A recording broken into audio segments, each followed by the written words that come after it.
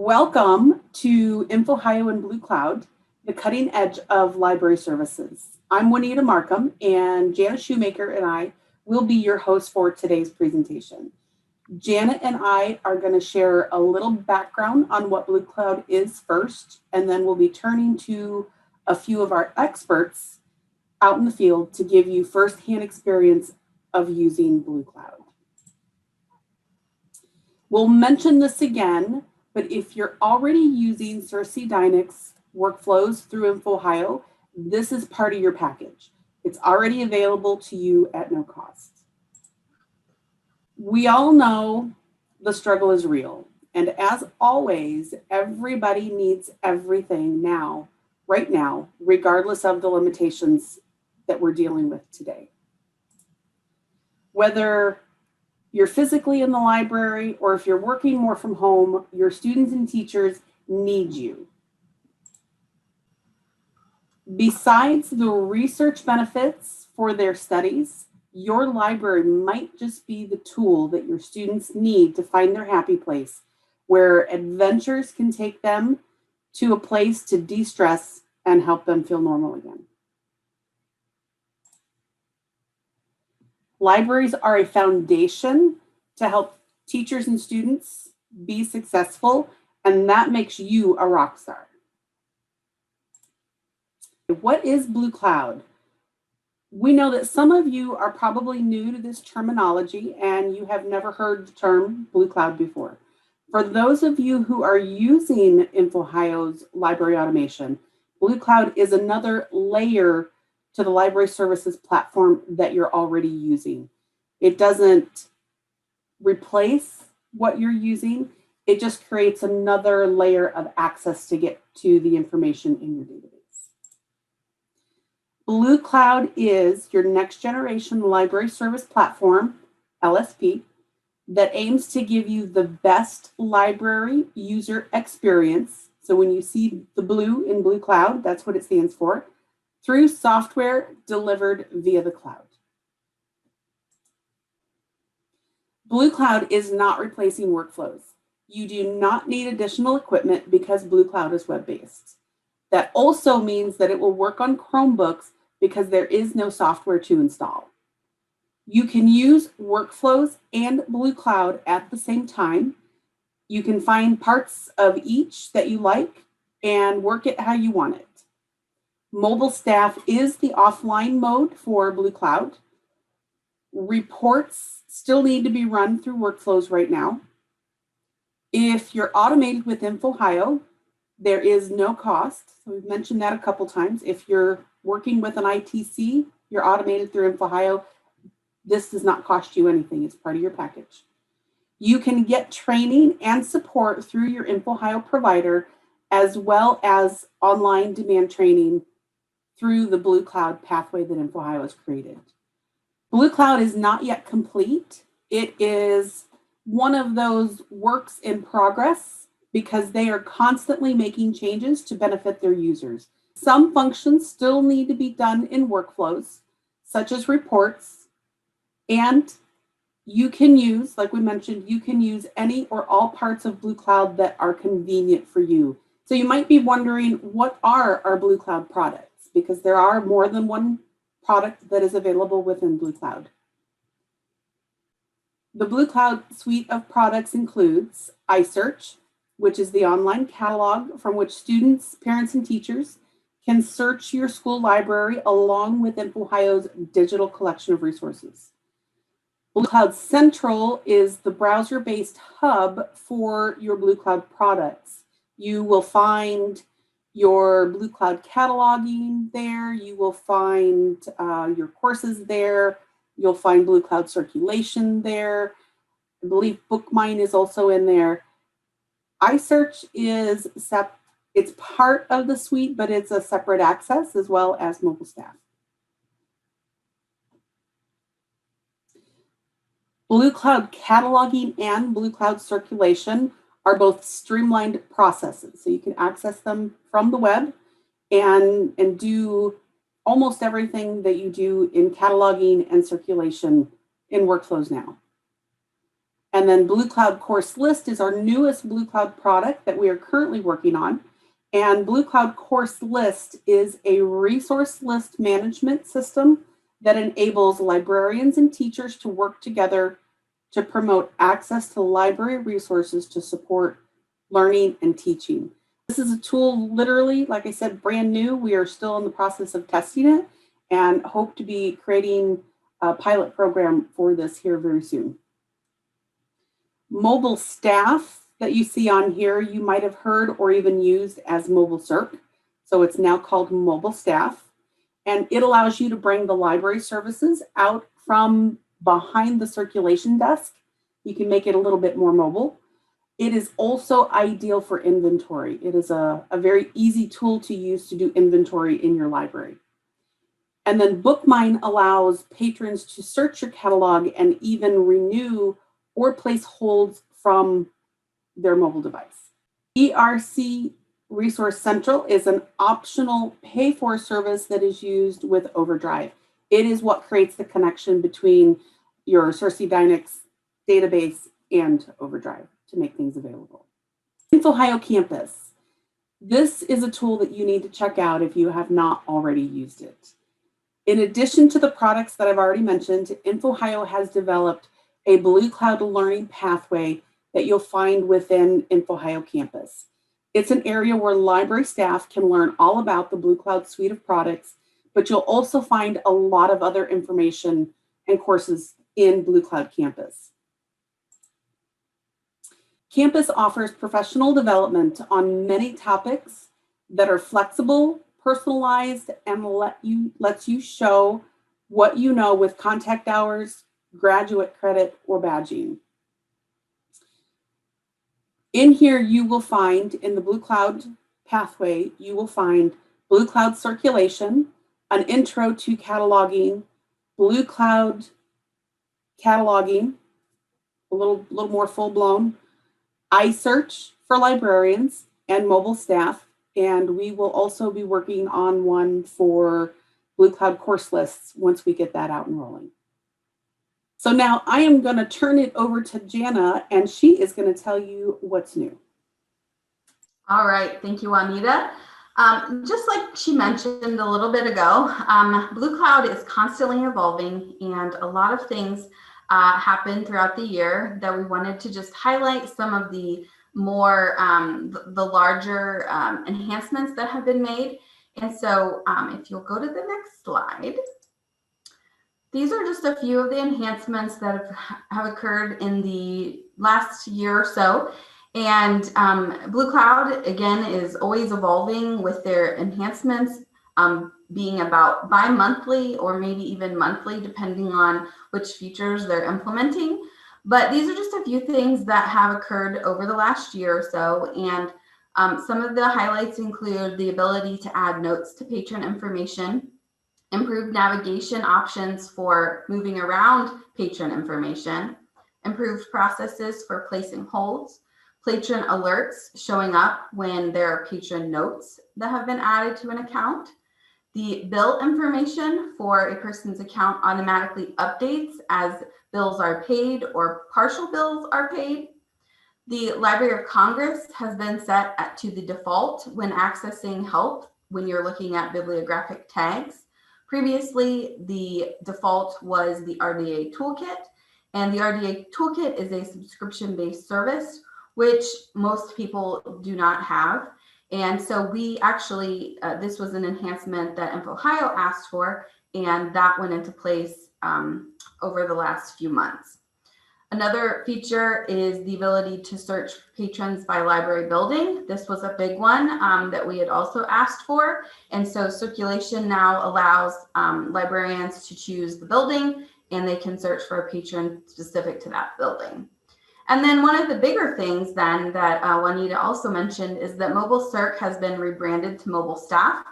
Circe Dynix believed that the name Mobile Circ wasn't encompassing all of the things that Mobile Circ really had to offer. And so they changed the name to Mobile Staff.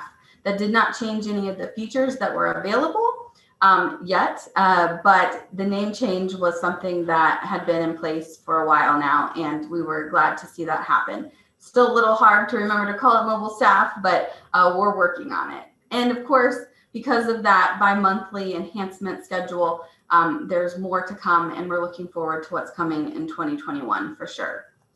So next slide.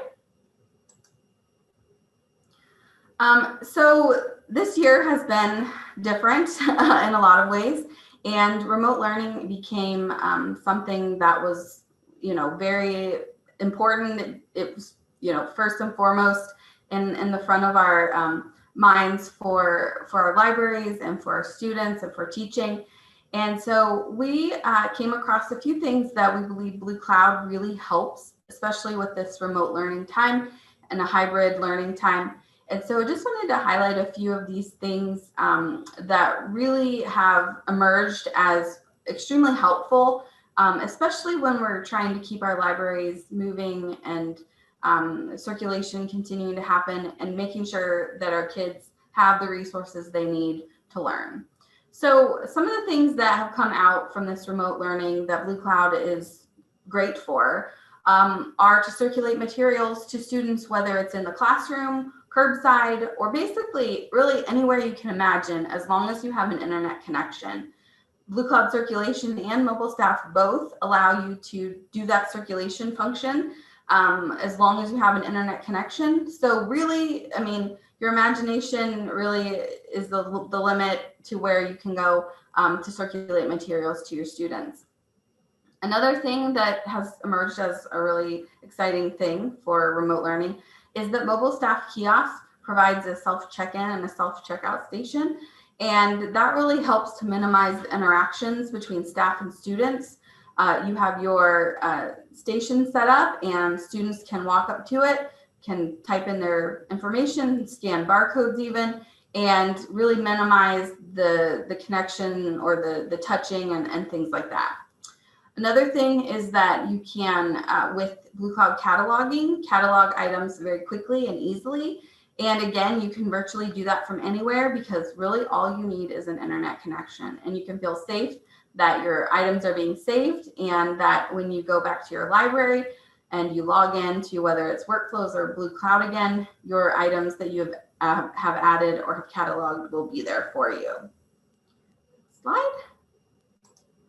And then just a few more here. Holds. Holds have become extremely important, especially as libraries were closed, are still closed.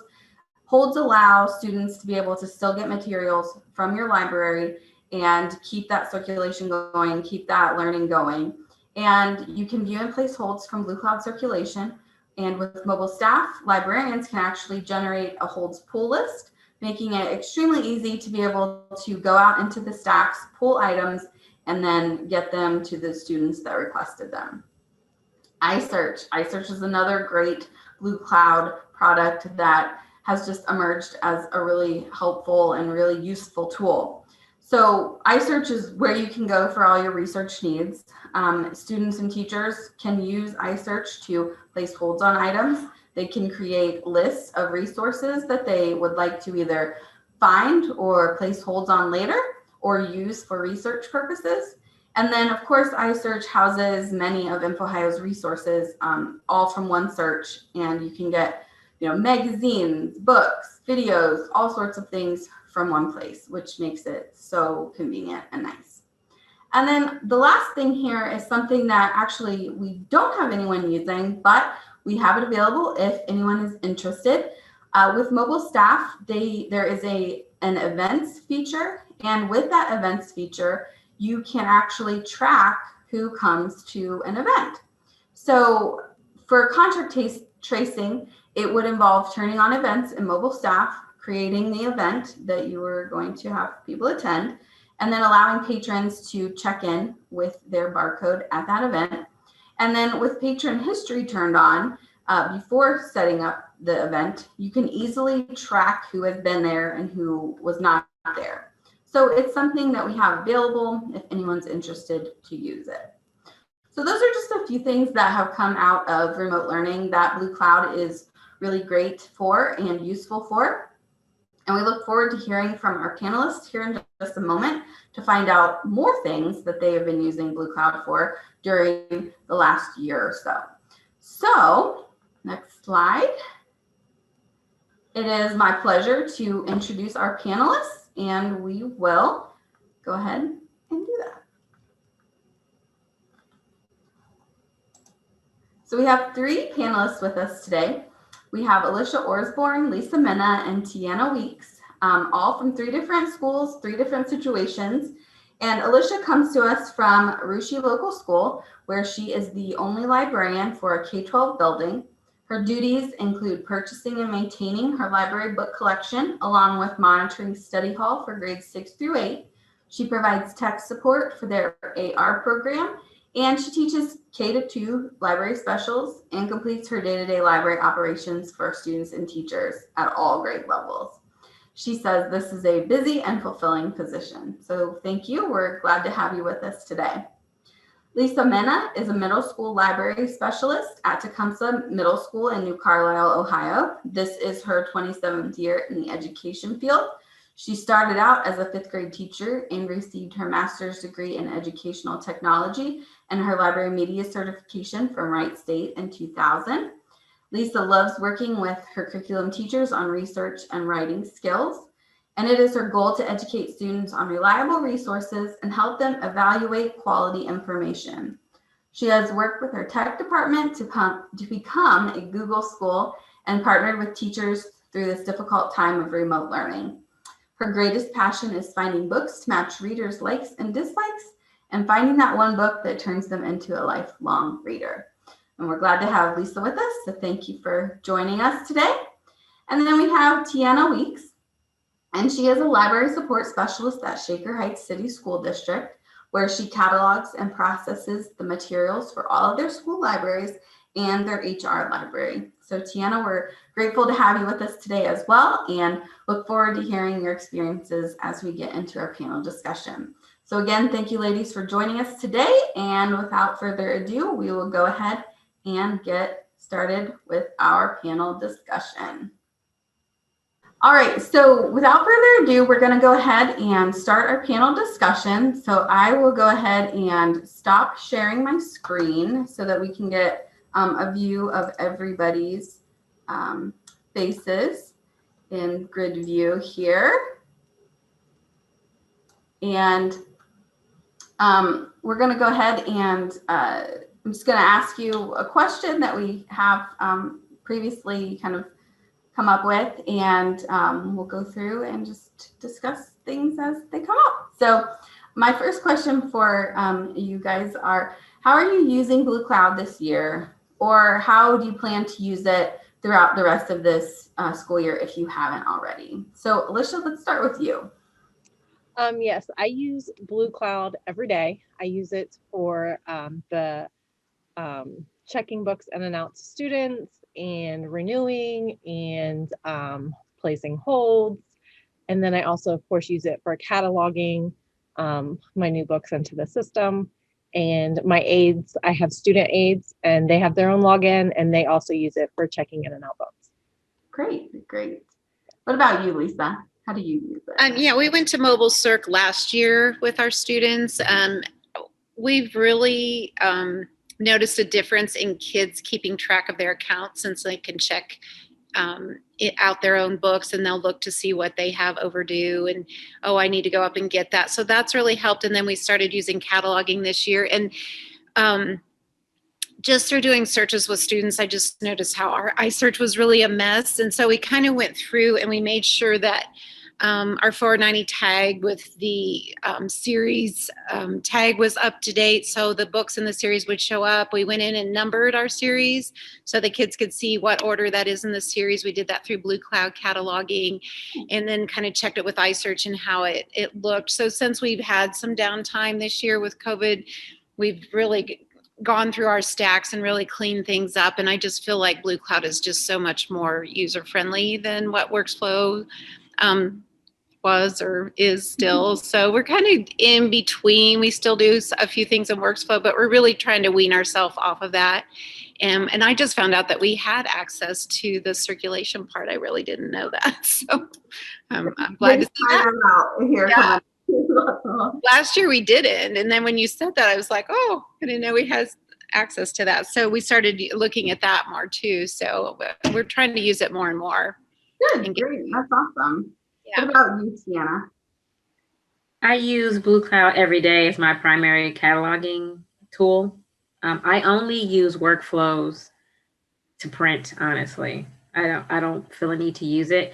I did find out maybe last week, because you can use them, we can use them together at the same time, but there's just like this point of a waiting period between cataloging it and it appearing in workflows, which I didn't know because I wasn't using them concurrently ever, but I had to a couple weeks ago. So I'm like, where is it? Where is it? But it's just, I just have to wait maybe like 20 minutes and then I can do what I need to do. But it's mostly for if there's a quick correction or a question about something or making sure I did something right. That's my way to check it that I did it right. But also if I wait 20 minutes, it'll pop up in BLUEcloud. So now I'm like, what do I need workflows for? And that's a great point about that 20-minute, time span. There is a harvest involved with BLUEcloud, and that does cause there a little bit of a lag. Hopefully down the future, we'll be able to minimize that, maybe even get rid of it. But you are correct. Yeah, there is a little bit, and that can kind of be a little confusing, especially if you're like, I know I just saved that. Where'd it go? But yeah. Okay, thank you so much. Then my second question is, have there been any problems that BLUEcloud has helped you solve, or you feel like it's been a problem solver in any way? Alicia, do you have any experience or any thoughts there? For me, BLUEcloud was so much easier for my teenage aides to catch up to learn how to do. Like, they literally takes minutes for them to figure it out because it's so similar to what they're already used to using. Yeah. So easier to train with, easier for subs whenever I have a sub come in, easier for them to learn how to use it and use it correctly. For circulation, transitioning, it's just so much quicker because if I'm looking at my catalog of books and to look up a title for a student and I see, oh, we have that title, but it is checked out because they're like, oh, I don't see this book on the shelf. I can easily from right there place a hold, or vice versa. They're checking out books and and I have their patron screen pulled up.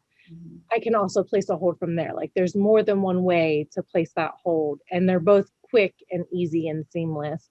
And then for cataloging, same thing. It's just so much faster and more seamless to do anything.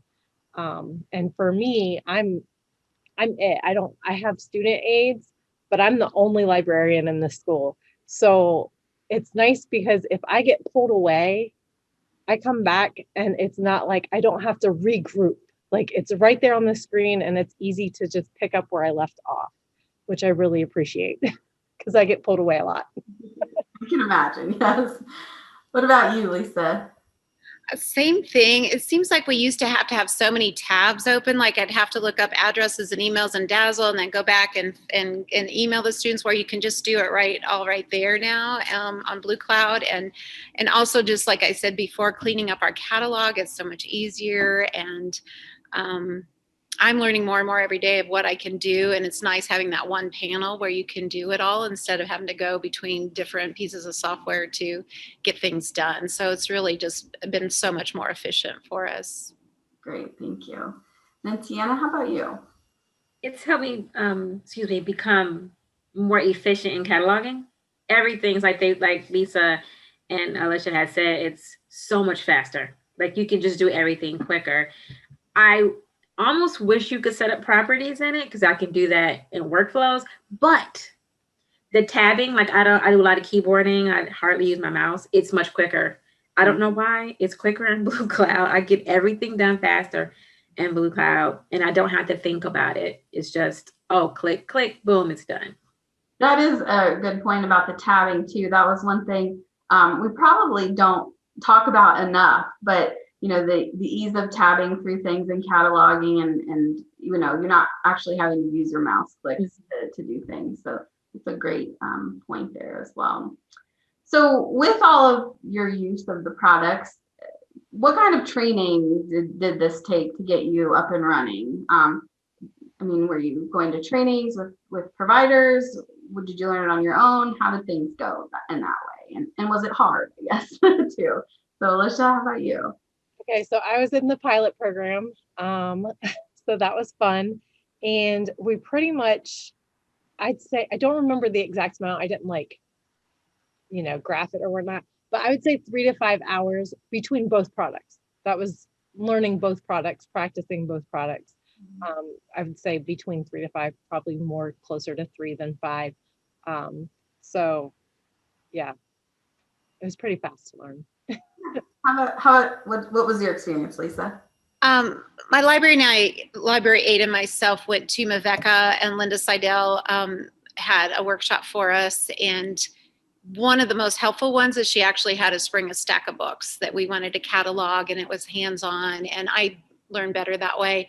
But since then I've watched videos if I forget something and things like that. But that was probably one of the most helpful ones. And it was a full day workshop where we broke for lunch, and then we did more after she kind of showed us how to do it. Then we did hands-on after that with our own books. And she showed us, if there's a record in our district, or if we have to go out to INFOhio, or the different ways to catalog. It was very helpful. Good, great. And then Tiana, how about you? I don't remember being trained. If we were trained, it was very minimal. It was like, here's a piece of paper. Like it's just like workflows. That's what I was told. So I kind of did both at the same time. Like I had a laptop and I would do one thing on BLUEcloud and then look at workflows, like before I realized, hey, you could just have it open. You don't need a laptop if you can just do it. So it was a lot of self-training. But I recently just did the pathways provided by INFOhio. And that was great. Like, I'm like, I know all of this, but I didn't know why I know all of this. I didn't know how it really functions. So that was a great program to have as a resource. Well, that's great, because that's my next question. Was there any documentation or anything that you found helpful that was really useful? So hearing the pathways were helpful is really great, because I know we've spent a lot of time building those up and trying to provide every avenue, really, videos, exercises, just text and things like that. So glad to hear that worked well. Anything else from any of you that you used that was really beneficial, that helped out a lot? It's good for us to know at INFOhio, just so that we can kind of keep that in mind to, for new products that we have that really work well for those out in the field. But anything other than those that you, or the pilot? Yeah, for the pilot, we used the pathway. Well, it wasn't the pathway yet, but it was the beginning of the pathway. And so the videos with the documentation, like I would print off the assignment with all the stuff, and then also watch the video and go back and forth. And that really helped me. I like to learn things in more than one way, because that way it sticks better. So, yeah. For sure. Yes. Yeah. All right. So then one of the things that I think is really great about BLUEcloud is that it does not require anyone to download anything for you. You don't have to get a hold of your tech. Well, you shouldn't have to get a hold of your tech coordinator or anything like that. So that's my next question. Is there anything with BLUEcloud that you've experienced right now that you've needed to, get any extra outside technical help with in terms of getting the program up and running? Anybody? No. And that's one of the things I think is so great about this, is because with workflows being a downloaded program, if you don't have administrator privileges, then you're reaching out to somebody and kind of on their timeline. And this, you just pull up the URL or your browser, your favorite browser, and boom, there you can go from there. So as long as your network's up, you should be good to go. So hopefully it continues, that everyone is not having any issues and needing to contact your tech people. So kind of let's talk about some of the actual programs in BLUEcloud. So let's focus on circulation first. If you don't use it, that's fine. We can just move on to the next question. But what do you like circulation best for? And kind of explain maybe why. So Alicia, let's start with you. Yeah, I kind of already went over it, but I like the simplistic design. It's like just easy. There's not a lot going on. So I like that. I like being able to use the toggle switch on the front page to switch between catalog and patron search. And then also another time saver is having all the tasks you may possibly need to use right there on the patrons page. You don't have to leave the screen to do a different task. You do it right from their page. Check out a book, place a hold, renew a book, see any fines, pay a fine. I mean, so you can literally do almost anything. Same thing with the catalog search. When you click on the book, you can easily see if it's available. You can place a hold. You can see how many holds that book has. So I just really enjoy how seamless everything is for the catalog. Great. Yeah, that's awesome. Sorry. Good. Yeah. And then Lisa and Tiana, I think both of you have mainly been in cataloging so far with that. So we'll skip. I've checked out circulation though since I answered these questions, and I love how you can just email the kids right there. And I'm like, yeah, I can't wait to get started on this. So it looks really nice. I'm excited to use it. Good. Great. So then let's transition to cataloging then. And what do you like best about that? And just, maybe explain why, you like it the way that you do. So Alicia, I'll start with you again.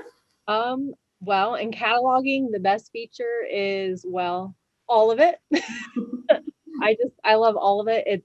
It's very simplistic, user-friendly design. It's easy to navigate, and it's fast and easy to learn. So, yeah. Good. Yeah, great. Lisa, how about you? I really can't add to that a whole lot more. It's just the fact that it's so user-friendly. I started my career out with a library that was kind of real protective of workflows, and she had done it, and I didn't have my hands in it a lot, so I didn't get to know it real well. And then when I saw this, I'm like, okay, I'm gonna get on board and really get to know this. And it's just so much more user-friendly for me. I just workflows, it's kind of like I got anxiety just using it. Time. It's like, what step am I on? So I like this so much better. And for you too, it sounds like you're updating tags. Are you doing that through the smart search feature where you can just move tags around, or are you actually cataloging things from hand? Cataloging, and I like it when you bring it in, you can actually change the tags before you ever create the record. So we're accelerated readers, so I can go ahead and add the 526 record before I even bring that in and get that updated and make sure all the tags are there that I need. And so, yeah, it's so much easier. Good, great. And then Tiana, how about you? My favorite feature is being able to search all targets. Like, that's genius to me, not having to go back and create it, but let me hurry up and click this so I'm ready for the next step. I love that I can search all targets. And when I did the pathways, I didn't realize you could actually click the targets and just search the one. Like, I'm like, how did I miss all this? Like, it's like they said already, it's so user-friendly. Like, everything about it is just better in my opinion. And that is another great point about the ability to search all targets at one time. If you were in workflows, you would search your library, but then you would have to move to SmartPort to check, Library of Congress or OCLC or things like that. But with the way BLUEcloud cataloging is set up, you can do them all at one time, or you can do one at a time and like that too. So that's a great point. And I do think it is a time saver for sure. So that's great. So let's go ahead and then transition to another product under the BLUEcloud suite. And that is Mobile Staff, which was formerly known as Mobile Circ. We're all, I think, still getting used to that name change to Mobile Staff. But are we, all of us, using Mobile Staff, aka Mobile Circ, in your library? And how are you using it, especially if there's anything unique that you've been using it for during like this remote learning time? Is great to hear as well. So Alicia, how have you used it, or are you using it? So I use Mobile Staff for my inventory for the past 3 years, and it completely streamlines and speeds up the process. And then I also use the Mobile Staff app for my holds pull list. It just makes that faster, and instead of having to print that out and waste a piece of paper, I just have it on my phone. and I take it out to the shelves and I pull my holds list from there. So that's what I use it for. Lisa, how are you using it? I think you mentioned you were using it. Yeah, our students check out through mobile staff. I still want to say mobile circ, but and then also like we can do it with our phones. We can check a student right out. You know, if we're in the stacks with them, I can just pull up my phone with the app and check them out right there too. And we used it for inventory this past 2 years, and it was so much easier. And also we found out that we could do an event. We used it for one of our student council dances. So you can do an event, and because we were trying to check kids in, it was taking so long. So all of our kids have agendas, and we put their student ID, their barcode right on their agendas, and they can just check into the dance that way. And so that was a really neat way to use it also. I am so excited to hear you say that, because Linda is really one of the ITC providers that has really taken on that event setting or that event feature. And I made her do that. Oh, I'm so glad to hear that. That is so awesome. And because especially with this remote learning, we did learn that that event feature is a great contact tracing. If that's then yeah, it was awesome. So then our principal could just have a spreadsheet of the kids that were there, and just with security and things like that, it was really nice. Great. I just loved hearing that. That's awesome. And then Janah, how about you? I don't use it. Our staff out in the libraries, they do inventory, but they haven't done it quite enough yet. And I'm actually right now trying to get everybody to use it for inventory and to find other ways to use it. I'm writing down everything you guys are saying so I can go back and say, hey, you can do it for that. You can use it with this. So great. Good. That's great. Because you do have a large school district. Mm-hmm. How many schools are you? 8. Oh, okay, 8. All right. So yeah, that's great.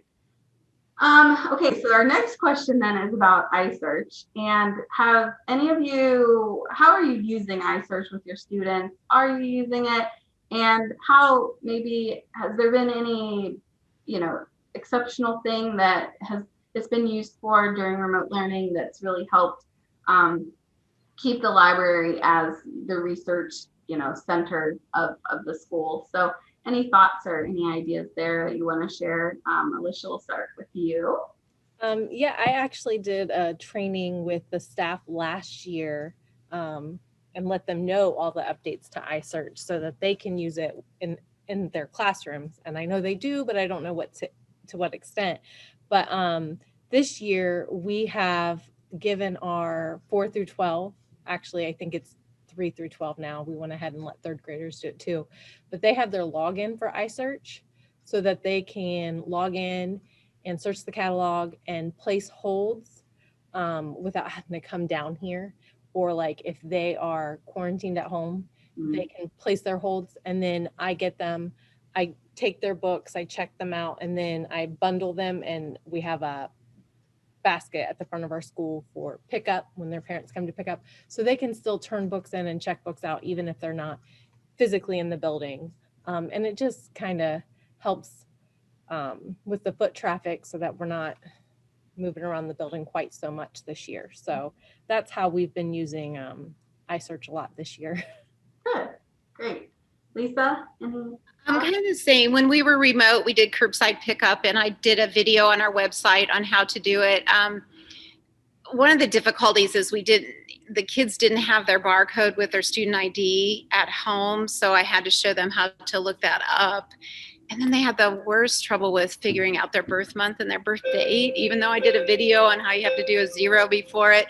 So since they've gotten back, I've done an orientation with all the classes down here, and I went through the video again, and I physically had them all go through it. So they're using it a lot more now, and like they could since they're not here that many days, they can put a hold from home or at school, and we will, deliver their books. I can just run reports and deliver those. So it's really made it so kids have access to books more. And we've kind of partnered with the public library also when we were remote, but they still were able to get books from us also. Great. And then Janah, how about you? We've had iSearch for a few years there for all the libraries, but we just put, maybe 2 years ago, we just put links for each individual one on their database pages. I think people are using them, but also people are so in love with CAT that they don't want to use it. And we keep explaining like, well, CAT's going away at some point. So we're slowly working toward getting people to use it more. And part of what I'm doing right now is thinking about using iSearch to place holds, as Alicia said. Does anyone have a quick way for the kids to get their student IDs other than the barcode, giving them a barcode for their agendas or anything? That was one of the most difficult things of trying to get that out to kids. Our student IDs are their lunch code, so they already know it. So Okay. we didn't have to. That was the easy part. My hard part was also getting them to understand putting their birthday in. Their lunch, I know, you would think that was easy, but it was just like, I had a couple that didn't know their birthday. I was like, okay. I know. But our lunch code is the last 4 digits of their student ID. So they had, that was the hard part about remote learning. But now that they're back, it's better. So that really kind of wraps up the questions that I had for you today. So I'm going to go ahead and share my screen again, and we'll finish out the rest of the presentation. If we have the ability to ask questions during our presentation at OETC, and anyone has specific questions for any of these librarians, we will get those questions to them if you have any of them. But otherwise, I will go ahead and switch over here.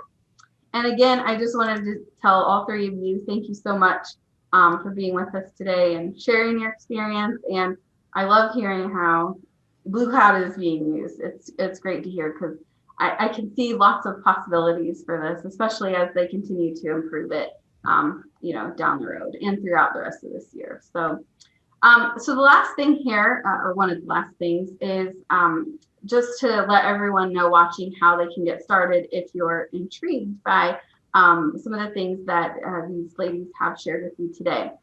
So the first thing that I want to direct your attention to is the BLUEcloud flyer. And this is available on the INFOhio website.